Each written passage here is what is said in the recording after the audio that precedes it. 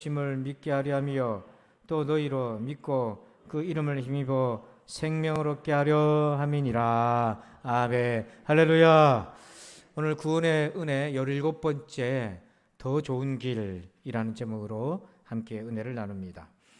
이관형 작가라는 분이 있는데요. 이분은 조현병, 흔히 예전에는 정신분열 병이다 이렇게 불려졌는데 지금은 조현병이라고 이름이 바뀌어서 부릅니다. 이분은 이제 어릴 때 아버지한테 그렇게 폭력을 많이 당해서 이 상처가 굉장히 많이 쌓여 있었고 중학교 때 왕따를 당했습니다. 집요하게 왕따를 당했어요. 그래서 그 과정에서 마음이 상처로 다 깨져 버렸어요.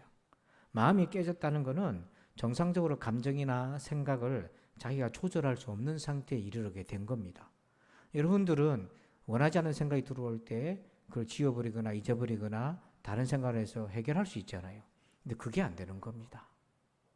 10년 전에 있었던 일도 생생하게 기억이 나고 계속해서 밤새도록 잠을 자지 못할 정도로 떠오르고 감정도 그때의 분노, 슬픔이 계속해서 자기를 지배하고 이게 조절이 안 돼서 나중에는요 거의 죽음의 직전까지 스스로 가출하고 노숙자 생활까지 하면서 스스로 죽음의 길로 내몰리기까지 했어요. 그러다가 우여곡절 끝에 대학에 들어가서 전도를 받아서 기독교 동아리에 들어가게 되었는데 그때 선배들이 너무 인간적으로 따뜻하게 맞이해주고 그리고 처음에는 사랑이 목말라서 갔다가 말씀을 배우고 양육을 받고 차츰 믿음이 자라면서 신앙 고백을 해서 이제 예수 믿는 사람. 그래서 그가 쓴 그 투병의 일지를 제목이 바울의 가시라고 했잖아요. 그것은 자기 생애는 예수님 없으면 안 되는 사람이었다. 물론 지금도 약은 먹고 있지만 이전과 비교해서 상당히 건강하게 생활하고 책도 쓰고 있습니다. 여러분 한 사람이 예수님 믿는다는 것 이것처럼 놀라운 사건이 없어요. 그래서 오늘 28절 보니까 그 한 사람이 있는데 바로 도마입니다. 도마가 대답하여 이르되 나의 주님이시요 그 다음 뭐라고 되어 있습니까? 나의 하나님이시니이다. 여러분 이 고백은 제자 중에 도마가 아마 최초로 고백한 것일 겁니다. 베드로는 주는 그리스도시요 살아계신 하나님 아들이십니다 라고 고백을 했지만 도마는 더 나아가서 주님은 나의 하나님이십니다 이렇게 한 거예요. 여러분 이게 사람으로 오신 하나님이시라는 거잖아요. 이 엄청난 고백을 도마가 했는데 도마는요 이렇게 엄청난 고백을 할 사람이 아니었어요. 그럼에도 불구하고 이런 고백을 하게 되었고 그리고 나중에 순교를 당하면서까지 예수님을 전했던 사람이 되었습니다. 저는 기도하기를 우리 모든 성도들이 이렇게 예수님을 믿는 기적이 있기를 축원합니다. 주님을 고백하는 은혜가 있기를 축원합니다.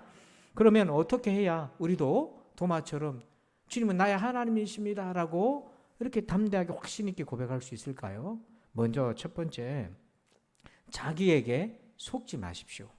자, 25절을 한번 읽어봅니다. 다른 제자들이 그에게 이르되 우리가 주를 보았노라 하니 도마가 이르되 내가 그의 손에 못자국을 보며 내 손가락을 그 못자국에 넣으며 내 손을 그 옆구리에 넣어보지 않고는 믿지 아니하겠노라 하니라. 아멘. 자, 이 말씀을 다시 한번 보면 제자잖아요.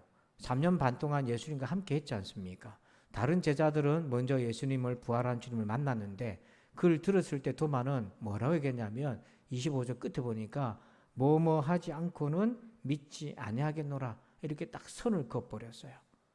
뭐냐면 내가 예수님을 직접 만나서 그의 손에 있는 못자국과 옆구리에 찔려있던 창자국을 내가 만져봐야 유령이 아니라 진짜 예수님이 부활했다는 걸 내가 믿겠다. 근데 여기 뭐뭐 하지 않고는 믿지 않겠노라는 이 생각이 단정적인 생각이잖아요. 여러분들도 그런 생각 갖고 있는 분들이 있습니까? 뭐뭐 하지 않고는 내가 예수님 안 믿겠다. 일테면 내게 기도 응답 안 해주시면 나 예수 안 믿겠다. 혹은 일테면 몸이 아프신 분은 나를 고쳐주지 않고서는 내가 믿지 않겠다. 여러분 이렇게 선을 긋고 단정적으로 생각하시는 분은 없습니까? 그 생각이 굉장히 위험합니다. 왜냐하면 예수님을 믿는 길은 참 다양하기 때문에 넓은 길이 있기 때문에 내 좁은 생각으로 제한시키지 말라는 거죠. 그래서 지금 도마는 자기가 손과 옆구리를 피부적으로 만져봐야 표적을 봐야 믿겠다. 그래서 여러분들 중에서도 표적을 보면 믿겠다는 그런 분들도 흔히 있겠습니다. 또 그렇게 해서 믿은 분들도 있을 것입니다. 저 또한 그랬는데요. 그런데 여러분, 스스로 사람은 자기를 속일 수 있는 존재예요. 우리가 기만당하기 참 쉬워요. 왜 그럴까요? 자, 성경에서 표적을 본 사람들의 반응을 한번 봅시다. 요한복음 12장 37절이에요. 시작. 이렇게 많은 표적을 그들 앞에서 행하셨으나 그를 믿지 아니하니. 우리 같으면, 나 같으면 한 번이라도 표적을 보여주시면 내가 정말 잘 믿겠는데, 요한복음에 보니까 이 사람들은 어찌된 사람들인지 표적을 그렇게 예수님이 많이 보여줬는데도 안 믿는다잖아요.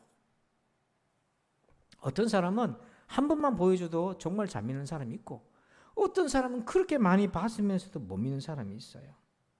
우리 그런 거 있지 않습니까? 하나님 앞에 서원하면서 거래적인 기도하시는 분들이 있잖아요. 하나님, 이번에 꼭 합격시켜 주시면 예수 정말 잘 믿을게요. 하나님, 이번에 이 문제만 해결되면, 이 돈 문제만 해결되면 정말 예수님 잘 믿을게요. 하나님, 내 아픈 이 병만 고쳐주시면 정말 신앙생활 잘할게요. 그게 나쁜 건 아니지만 그 이후가 이제 문제인 거예요. 응답도 받았습니다. 해결도 됐습니다. 그러고 나서 신앙생활을 이제 더 잘할 것으로 기대하는 거죠. 하나님과 저는 그렇게 기대하는 거예요. 근데 가만히 보면 정말 열심히 하는 분도 있지만 그 중에는 어떤 분도 계세요? 돌아서면 잊어버린 분들이 있어요. 언제 그랬냐는 듯이. 심지어는 그걸 은혜로 여기지 않는 거예요. 내가 열심히 해서 그런 거지. 내가 애써서 그런 거지. 인복이 많아서 그런 거지. 어찌 하다 보니까 그런 거지. 하면서 생각을 급선회 해가지고 중앙선을 침범해가지고 확 돌아서는 사람들도 있는데 그들이 누군가? 우리 자신이라는 거예요. 내가 얼마든지 그럴 수 있는 사람이에요. 나라는 존재는 얼마든지 그럴 수 있어요. 그럼 어떻게 해야 됩니까? 이런 간사한 우리에게. 여러분, 표적을 보고서라도 믿으시길 바랍니다. 주님은 목적은 믿는 거니까 표적 보는 게 잘못된 게 아니에요. 표적을 경험하고서도 믿으시길 바랍니다. 그런데 더 좋은 길이 있어요. 그것도 좋은 길인데 더 좋은 길이 있어요. 자, 2번 제목, 더 좋은 길이 있다. 자, 우리 29절 읽어볼까요? 시작. 예수께서 이르시되 너는 나를 본고로 믿느냐? 보지 못하고 믿는 자들은 복되도다 하시니라. 아멘. 이 말씀은요, 우리 들으라고 하신 말씀이에요. 이 도마가 뒷담화 할 때 예수님이 듣고 계셨어요. 제자들이 예수님 봤다고 하니까 도마가 나는 손에 못자국과 옆구리에 창에 찔린 자국을 만져봐야 믿겠다는 것을 예수님이 다 듣고 계셨어요. 그러니까 여러분, 뒷담화 조심하시기 바랍니다. 다 듣고 계셨어요. 그래가지고 8일 만에 나타나셨어요. 8일 동안 도마는 안 믿었어요. 표적을 볼 때까지. 자, 그런데 이 말씀 29절을 다시 보면 뭐라고 얘기했냐면 너는 나를 본고로 믿느냐? 여러분, 보고도 믿는 것 그거 잘한 거예요. 근데 우리는 오늘 21세기 살아가는 우리는 예수님을 만져보고 이렇게 못하잖아요. 그래서 보지 못하고 믿는 자들은 뭐라고 됐습니까? 복되도다 이렇게 돼 있잖아요. 여기 복되도다라고 하는 헬라어 단어는 마카리오스라는 단어인데 이 단어 안에는 어떤 단어의 뜻이 있냐면 비교급의 뜻이 있어요. 복되도다 이걸 흔히 영어 성경에는 해피라고 하는데 어떤 성경에서는 뭐라고 번역을 하냐면 더 행복하다, 해피어라고 번역을 해요. 더 행복하다. 그래서 제가 더 좋은 길이다 이렇게 얘기한 거예요. 여러분, 표적보다도 그것도 좋은데 예수 믿는 더 좋은 길이 있다면 그거 우리가 걸어가야 되지 않겠어요? 그래서 고린도전서 7장 40절에 그 똑같은 단어가 쓰여진 구절이 있는데요. 이건 오해하지 말고 들으세요. 이 말씀의 배경이 그래요. 이제 예수님 오실 날을 기대하는데 이미 결혼한 사람들이 있어요. 결혼한 사람들은 결혼한 대로 예수 잘 믿어요. 근데 아직 결혼 못한 사람들이 있단 말이에요. 바울처럼 독신이라고 하는데. 그런 사람들에게 바울이 이렇게 얘기한 거예요. 그러나 내 뜻에는 그냥 지내는 것이 더욱 복이 있으리로다. 이 단어, 이 뜻이 아까 너는 나를 본고로 믿느냐? 보지 못하고 믿는 자들은 복되도다 하고 같은 단어예요. 여기서는 더욱이라고 하는 비교급을 썼잖아요. 더욱 복이 있다. 그러니까 여러분, 신앙생활 해도 예수 믿는 길이 있어도 더 좋은 길이 있다 하는 겁니다. 여러분, 더 좋은 길이 있다면 그 길로 가야 되지 않겠어요? 더 좋은 길, 그 길이 어떤 길인가? 신앙에 도움이 되는 더 좋은 길. 자, 우리 30절에 보면 예수께서 제자들 앞에서 이 책에 기록되지 아니한 다른 표적도 많이 행하셨으나, 예수님의 표적이 참 많았다는 거예요. 그걸 다 성경에 기록하지 못했다는 겁니다. 만약에 이 표적으로만 예수 믿는다면 전수조사에서 다 집어넣었을 거예요. 그렇지 않았다는 거죠. 생략했다는 거예요. 왜냐하면 표적보다 더 좋은 길이 있다. 31절. 자, 여러분들 한번 읽어주실까요? 시작.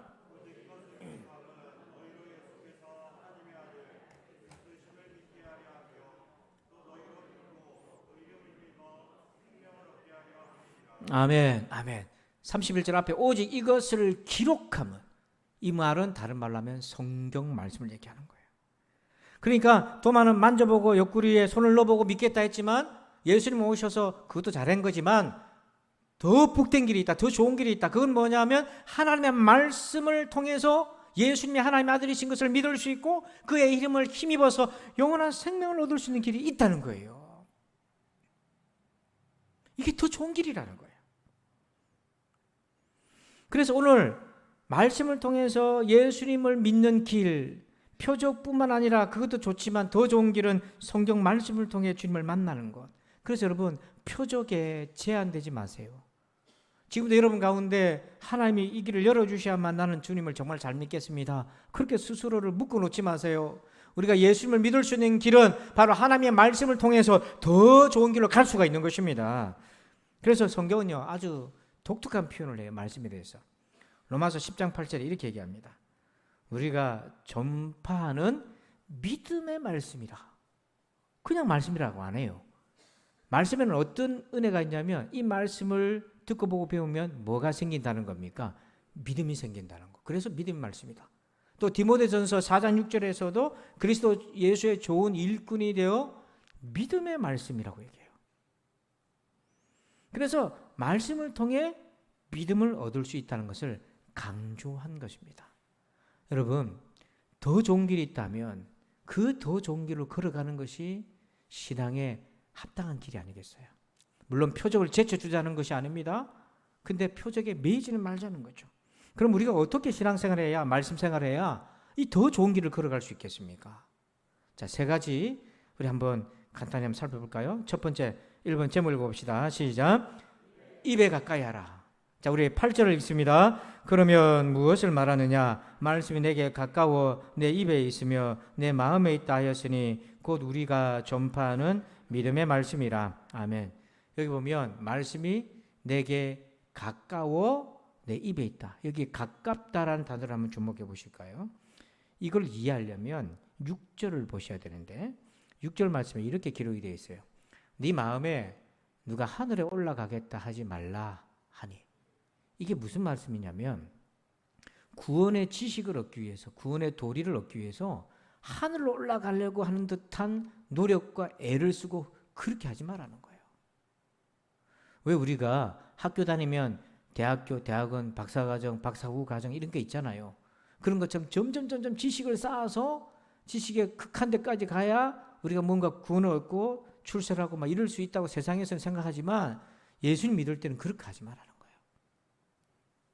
그게 아니고 오히려 우리 8절 말씀 보면 어떻게 말씀하십니까? 말씀이 그러면 무엇을 말하느냐? 말씀이 내게 뭐하다고 돼 있어요? 가까이 있다. 이 말씀 자세히 한번 볼까요? 가까이 있는데 어디까지 가까이 있습니까? 입에 가까이 있다. 그러니까 구원에 얻는 지식이 하늘에 있는 게 아니고 네 입에 가까이 있다는 거예요. 근데 여기 가까이라고 하는 단어가 유대인 랍비들은 이 단어를 어떻게 쓰냐면 개종시키다는 단어로 씁니다. 가깝다, 말씀을 가까이 한다는 것은 유대인 랍비들에게는 개종, 우리로 얘기하면 회심한다, 예수 믿게 한다, 이 단어를 쓴다는 거예요. 참 이상하잖아요. 이게 왜 그럴까? 여러분, 이게 뭐냐면 말씀을 가까이 하잖아요.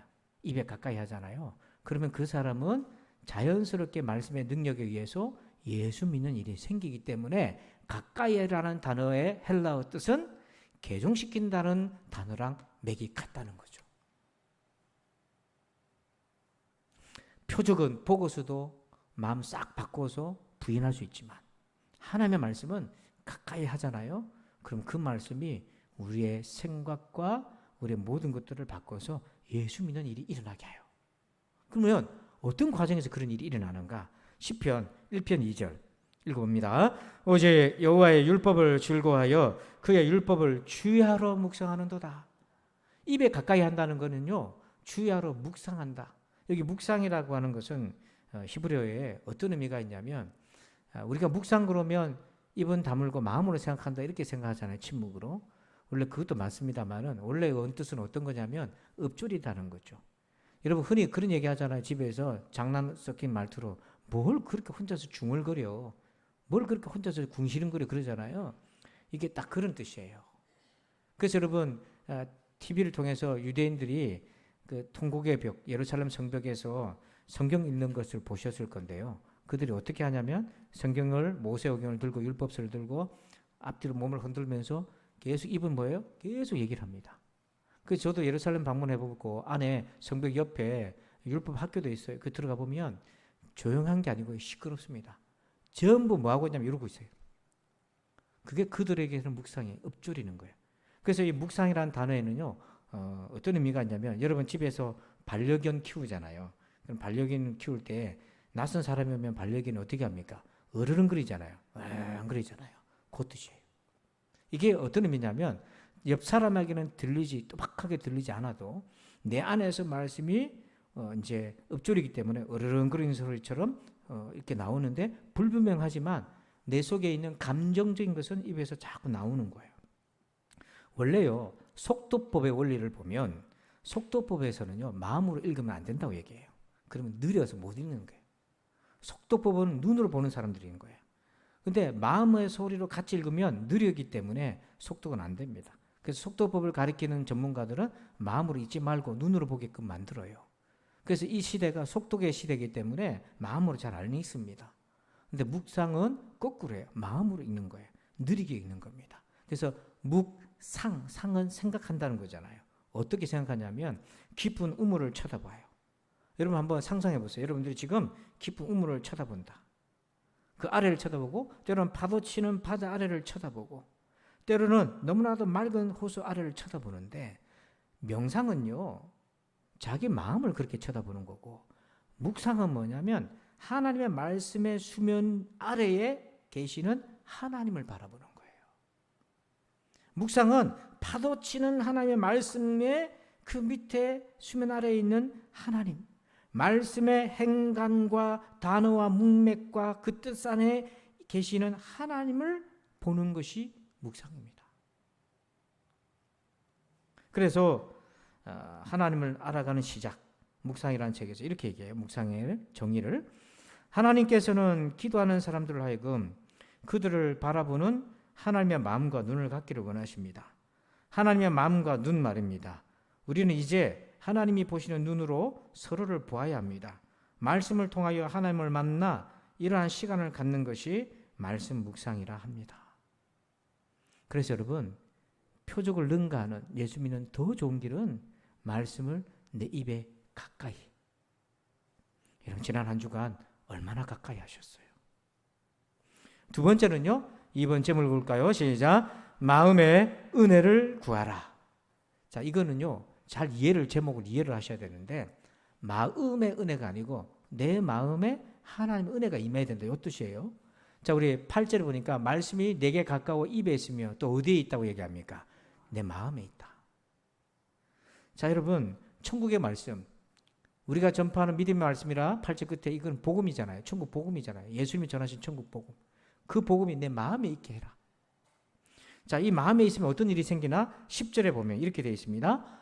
사람이 마음으로 믿어 의에 이르고 입으로 시인하여 구원에 이르느니라. 하나님 말씀이 내 마음에 있어야 내가 마음으로부터 믿고 입으로 시인하고 구원에 이른다. 그런데 이게 쉽지 않아요. 녹록지 않습니다. 장애물이 있어요. 자, 로마서 10장 17절 한번 읽어볼까요? 화면 보고 시작. 그러므로 믿음은 들음에서 나며. 맞죠? 들어야 믿음이 생기잖아요. 근데 여러분 가운데 나 교회 10년을 다니고 20년을 다니고 우리 애들을 데리고 교회도 오고 하는데 어째 그래 믿음이 안 자라나, 이 생각을 갖는 분들이 있을 겁니다. 여러분 스스로가 나 교회 다니는 지금 평생을 다니는데 아직까지 내 믿음 요거밖에 안 돼. 왜 그렇지? 저 또한 그래요. 수많은 말씀을 같이 나누고 은혜를 나누고 지금 이번 주일만 해도 10번의 설교를 들으신 분들도 있을 거고 많이 들으신 분들은 또 유튜브로도 들을 것인데 물론 변화되고 성장하는 분도 있지만 안 잘하는 분이 있어. 왜 그럴까?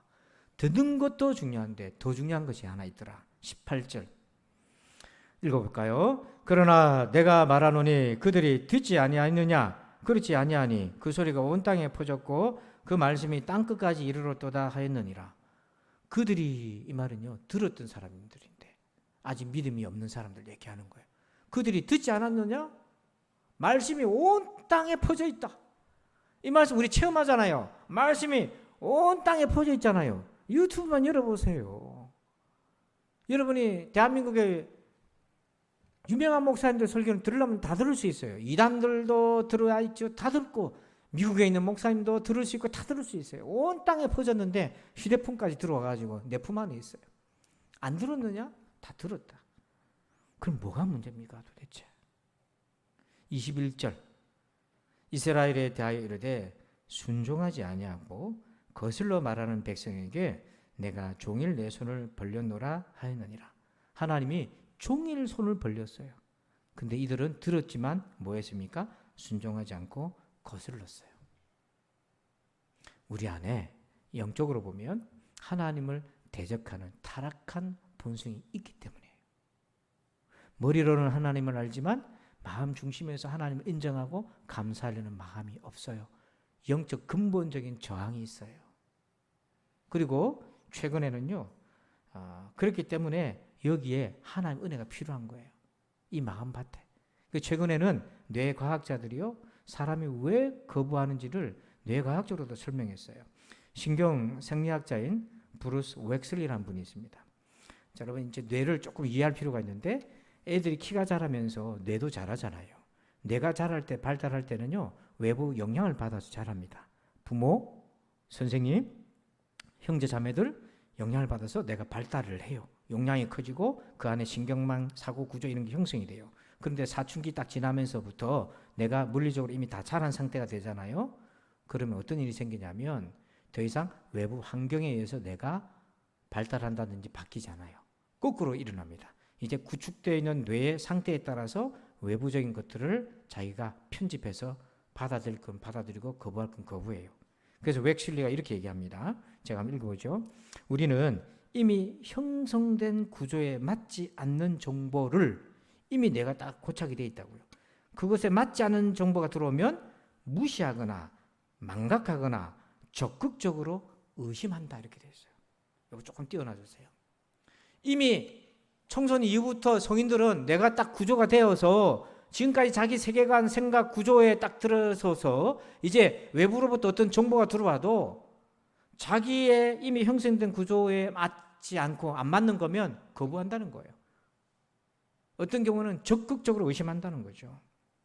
그래서 도마도 부활한 주님 만났다 해도 안 믿는 이유가 뭐냐면 자기 뇌의 세계관 속에서는 부활이라는 게 없었기 때문에 못 받아들이는 거죠. 복음이라는 것이요, 그저 우리가 행복하게 사는 법 이게 아니잖아요. 우리의 생각을 송두리째 바꾸고 나서 주인이 하나님이시야. 눈에 안 보이시는 하나님이 창조주시야. 그 예수님이 나를 위해 십자가에 죽으신 분이야. 그분으로 인해서 우리가 구원을 받는 것이야. 우리가 받아들일 수 없는 세계관을 가지고 복음이라는 것을 우리에게 침투해 들어오기 때문에 이 내가 경기를 일으키는 거예요. 어떻게 처음부터 아멘하고 믿겠습니까? 당연히 거부하는 거죠. 당연히 당황스러워하는 거죠. 때문에 말씀을 들어도 믿음 갖기 어려워요. 특히 우리 어릴 때는요, 주일학교 시절 때는 애들 시키잖아요. 오면 부모들이 어린아이들 보면 저 인사할 때 목사님한테 배꼽 인사해야지 하고 인사를 합니까 안 합니까? 합니다. 왜? 그때는 외부 부모에 의해서 뇌가 형성되는 단계이기 때문에 따라 한다고요. 여러분 다 큰 청년 보고 목사님 보고 배꼽 인사해야지 하면은 그 청년 자녀가 어떻게 하겠습니까? 엄마를 이상하게 쳐다보지 않겠어요? 여러분 제가 여러분 권사님들 보고 외부에 목사님들 오셨다. 집사님들 보고 자 집사님 목사님들한테 배꼽 인사하셔야지 이러면은 저보고 뭐라고 하겠습니까? 말 안 해도 다 알잖아요. 안 한다고요. 그게 안 되는 거라고. 이미 다 되어 있기 때문에 판단이 되기 때문에. 여러분 그래서요 우리에게 말씀을 들을 때에 듣는 것도 중요하지만 더 중요한 거는 이런 마음에 이런 뇌의 구조에 하나님의 은혜가 임하셔야 돼요. 그러면 이 방어막이 해제가 되고 안정감을 누려서 말씀을 받게 돼요. 초대교회 성도들이 신앙시키기 얼마나 어려웠습니까? 핍박과 환란이 오기 때문에 물리적으로 고문도 당하고 옥에 갇히고 재산도 다 뺏기기 때문에요. 지금 우리처럼 교회 나오면 감염될 위기가 있다. 이 정도 위협이 아닌 거예요. 실제로 와서 뭐 감염된 사례가 우리 교회는 없지 않습니까? 두려웠던 거죠, 그만큼. 근데 초대교회 성도들은 그 정도가 아니고요. 재산도 뺏기고 죽을 수도 있었어요. 근데 어떻게 믿음을 지켰나? 고린도후서 6장 6절에 아주 중요한 힌트가 하나 있습니다. 그다음과 지식과 오래 참음과 자비함과 그다음 뭐라고 돼 있어요? 성령의 감화. 그 어려운 상황에서도 믿음을 지킬 수 있었던 거는 성령께서 감화 감동시켜 주셨기 때문에 두려워하는 마음, 놀라는 마음, 의심하는 마음, 그 마음에 성령의 감화가. 그래서 제가 감화라는 말이 우리 참 아름다운 말이잖아요. 그게 어떤 신령한 단어를 써야졌나 봤더니 없어. 딱 하나 영어로 by밖에 없어요. 그게 뭐냐면 성령님 그 자체로서 우리가 믿음을 가질 수 있다는 거예요. 그래서 성령을 사모하라는 거죠. 복음을 받아들이기 어려워하는 우리 마음밭, 영적으로 저항하는 우리의 마음밭에 성령께서 임하셔야만이 이 마음을 열고 주의 말씀을 받게 되고, 이미 세상의 지식과 경험에 길들여지는 우리의 뇌 구조에 말씀으로 인해 새로운 길을 열려면 지속적으로 말씀을 입에 가까이 하시기를 축원합니다. 그래야 우리의 생각이 바뀌고 우리 마음이 바뀌고 정말 예수 믿는 신자로서 살아갈 수 있는 거예요. 여러분, 지난 주일에도 제가 말씀드렸지만 신앙생활은요, 성경 한 구절로 바뀌려고 하지 마세요. 세계관이 바뀌어야 되는 겁니다. 이 과정을 통해서. 마지막 세 번째입니다. 제목 읽어볼까요? 시작. 믿음을 보이라. 자, 마가복음 2장 5절을 읽습니다. 예수께서 그들의 믿음을 보시고 중풍병자에게 이르시되 작은 자야 내 죄 사함을 받았느니라 하시니 아멘. 중풍병에 걸려서 움직일 수 없던 사람들이 예수님이 오신다는 소식을 듣고 어떻게 하면 고쳐볼까 해서 예수님을 만나면 고치겠다는 믿음이 있어가지고 친구들이, 가족들이 들것에 실어서 왔습니다. 와서 보니까 사람들이 너무 많이 몰렸어요. 집 안에도 꽉 차고 집 대문 밖에도 사람들이 앉아가지고 들어갈 틈이 없었어요. 그럼 보통은 어떻게 합니까? 한 사람도 자기 몸으로도 비집고 못 들어가는데 들것에 실어가지고 이 사람은 어떻게 들어가요? 포기하고 돌아가겠죠? 그게 오늘 우리 모습이잖아요. 뭐 다음에 하면 되지 뭐. 다음에 하면 되지 뭐. 여러분, 신앙생활 하다 보니까요, 은혜 받을 때를 놓치면 다음에 힘들더라고요. 영적인 때가 있거든요. 근데 이 사람들이 돌아갔었으면 이 중풍병자는요, 그 다음 그의 인생은 없을 수도 있었어요. 그런데 이들이 어떻게 했냐면, 안 돼. 오늘 포기할 수 없어. 그래가지고는 남의 집에 지붕을 올라갔는데, 이스라엘 지붕은 우리처럼 이렇게 된 것이 아니라 흙과 지붕을 이렇게 엮어놓았기 때문에 얼마든지 인위적으로 뜯어낼 수가 있거든요. 그래서 남의 집 지붕을 뜯었어요. 뜯어가지고 들것에 실어가지고 줄을 매달아가지고 예수님이 설교하고 있는 그 자리에 달아내렸어요. 그러니까 그 지붕이 뜯어지면서 막 먼지가 떨어질 거 아니겠어요? 그 예배 시간에 완전히 그냥 어수선해졌을 텐데 예수님이 그런 모습을 보고 5절에 이렇게 얘기한 거예요. 그들의 믿음을 보시고 뭘 봤다? 왜 그러냐면 그 행동은 예수님이 고쳐주신다는 믿음이 없으면 할 수 없는 행동이기 때문에. 우리는 저마다 행동에 동기가 있잖아요. 남의 집 지붕까지 뜯어가지고 들것에 실어서 내릴 정도로 이거는 예수님만이 고칠 수 있다고 하는 믿음이 아니고서는 이걸 설명할 수가 없기 때문에. 그래서 오늘 우리가 보여야 될 게 바로 이 믿음을 보여야 되는 거예요. 그러면 여러분, 이게 이제 잘못된 대상에 이런 믿음을 보이면 이게 위험하지만요, 말씀에 대해서 이 믿음을 보여야 될 텐데 우리는 말씀에 어떻게 믿음을 보입니까? 말씀에 대해서 어떻게? 자, 이걸 말씀 가운데 적용해 보면 그렇습니다. 여러분, 하나님의 말씀은요, 이미 그 자체로 진리예요. 여러분들이 믿든지 안 믿든지 상관없어요. 이미 진리예요. 예를 들면 이게 컵이죠. 믿든지 안 믿든지 이건 뭡니까? 컵입니다. 여러분들이 아멘을 1000만 번 한다고 해서 컵이 안 되는 것도 아니고 그건 그대로예요. 여러분, 하나님은 스스로 계신 분이기 때문에 우리가 인정한다 안 한다 상관없이 하나님이십니다. 아멘. 그 하나님이신 거예요. 그러면 이 진리이신 복음 앞에, 여러분 다른 것이 아니로 이 복음 앞에, 예수님 말씀하신 복음 앞에 믿음을 보여야 될 때 우리 어떻게 믿음을 보입니까? 그게 우리가 늘 자주 한 겁니다. 그게 바로 아멘인데요. 아멘은 세 가지 영역이 있어요.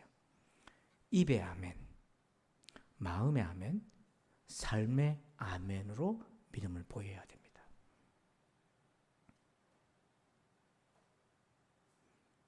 다시 한번 볼까요? 입에서 아멘, 마음에서 아멘, 삶으로 아멘. 이 세 가지가 분열된 것이 아니라 한 덩어리로. 그래서 내가 아멘 한다는 것은 입술로 고백하고 마음으로 믿고 삶에 적용해서 살아간다는 뜻으로 아멘 하는 거예요. 주님은 이 아멘을 보기를 원하시는 거예요. 그래서 로마서 10장 10절에 사람이 마음으로 믿어 아멘하고 여의에 이르고 입으로 시인하여 입으로 아멘하고 구원에 이르느니라. 이것은 아멘의 결과이기도 하고 이 구원은 삶의 아멘이기도 하다는 거예요.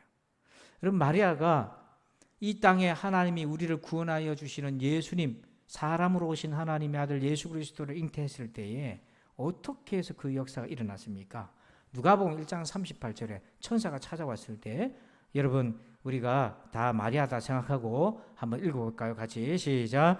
마리아가 이르되 주의 여정여원이 말씀대로 내게 이루어지이다 하며 천사가 떠나가니라. 아멘. 여기에 아멘이 있어요. 빨간 글씨만 한번 읽어봅시다. 시작. 이게 아멘이에요. 마리아가 아멘 했기 때문에 그를 통해서 사람으로 오신 하나님의 아들이 오셨고 그를 통해 구원의 역사가 있고 오늘 저와 여러분이 구원 얻는 삶을 살고 있는 거예요. 여러분, 아멘으로 여러분의 삶에 열매가 맺히기를 축원합니다. 예수 믿는 일이 일어나기를 축원합니다. 아까 말씀드렸던 이 관영 작가, 이분이 이제 자기가 조현병이라는 걸 공개한다는 건 쉬운 일이 아니잖아요. 취직이 안 된답니다. 이력서에 병력을 적는데 운전면허도 딸 수가 없었대요.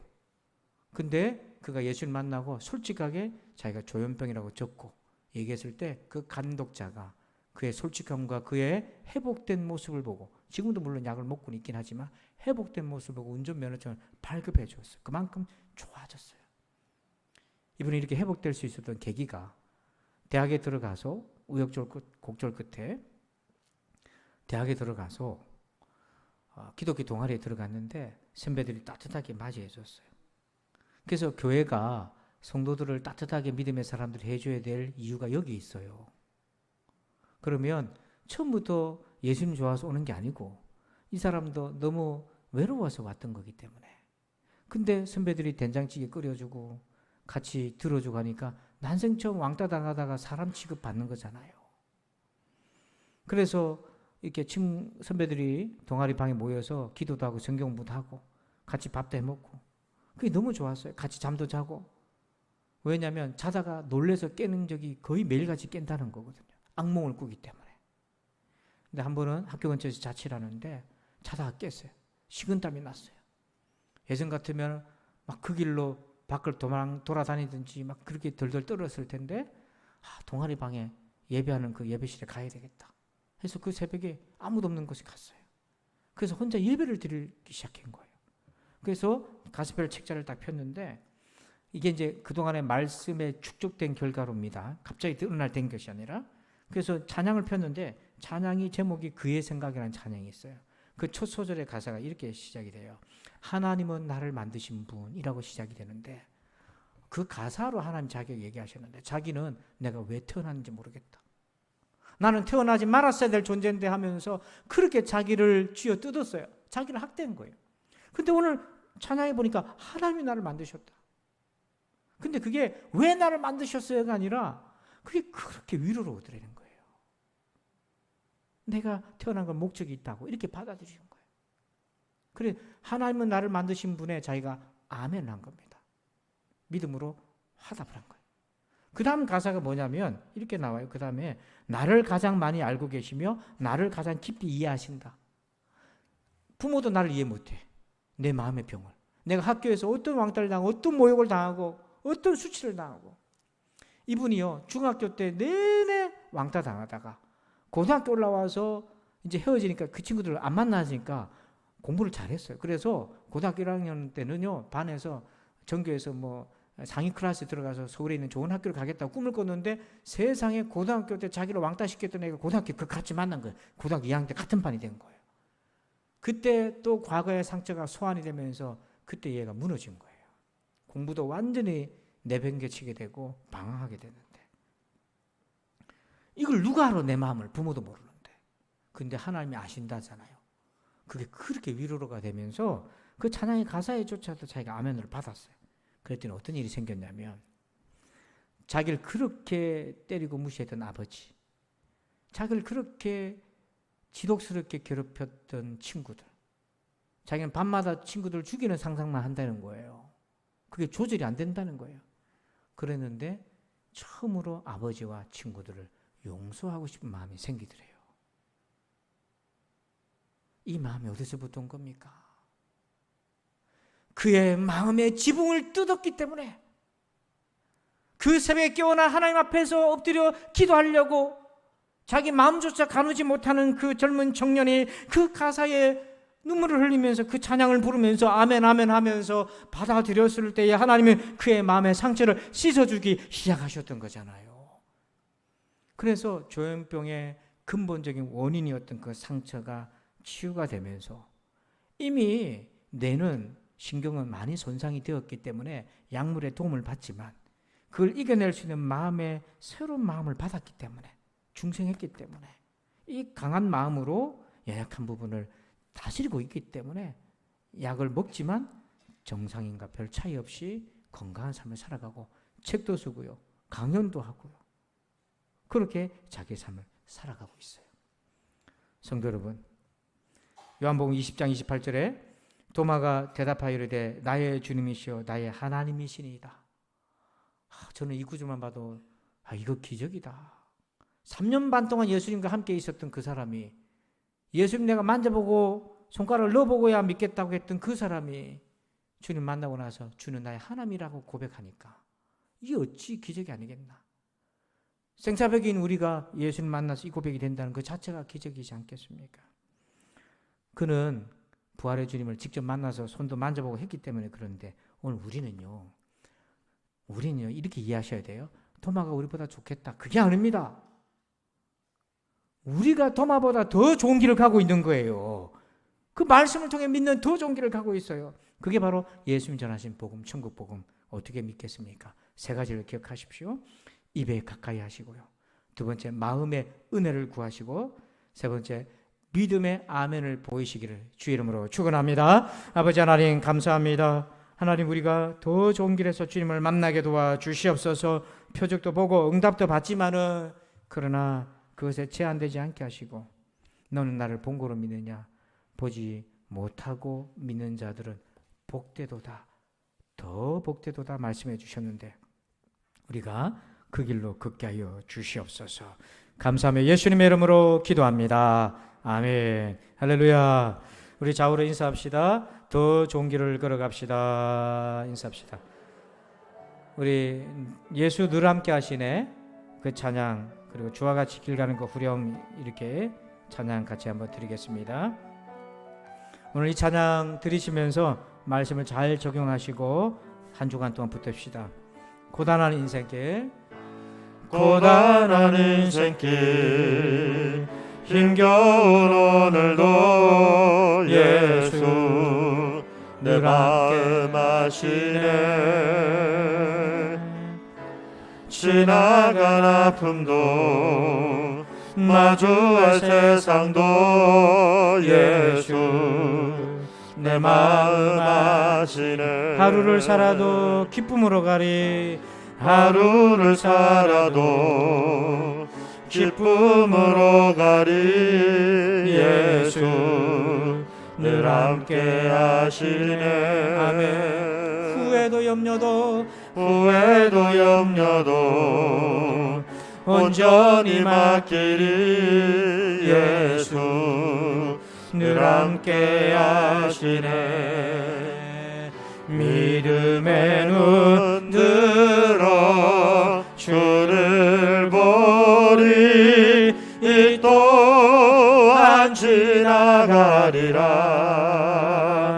주어진 내 삶의 시간 속에 주의 뜻 알게 믿음의 눈 들어 믿음의 눈 들어 주를 보리 이 또한 지나가리라.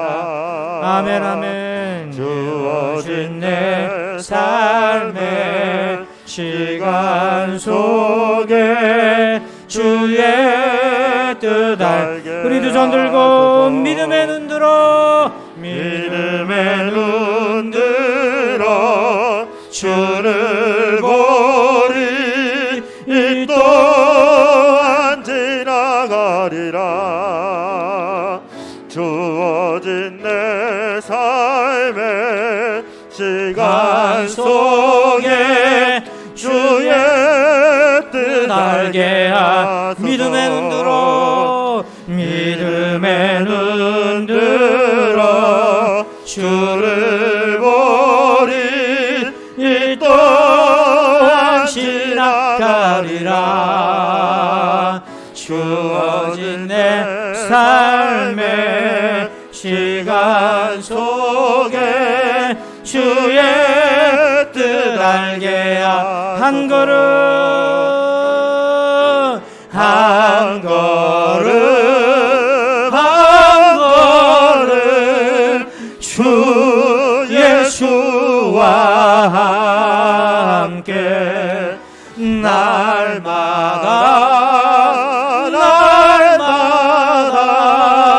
우리 걸어가. 다시 한번 한 걸음 한 걸음 한 걸음 한 걸음 주 예수와 함께 오늘도 날마다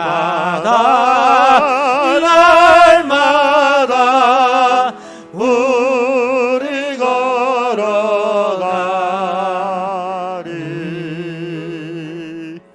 한 걸음 한 걸음 주를 의지하고 오늘도 내일도 이 믿음의 길을 걸어가게 하여 주옵소서. 표적도 좋은 길이지만 더 좋은 길, 생명의 천국의 복음의 하나님 말씀을 묵상하고 입에 가까이 하고 마음에 두고 믿음으로 아버지 입으로 삶으로 마음으로 아멘하여 그 하나님 아들 예수님을 만나는, 그래서 우리 입술에서 주는 나의 하나님이십니다는 담대한 고백이 있게 하여 주옵소서.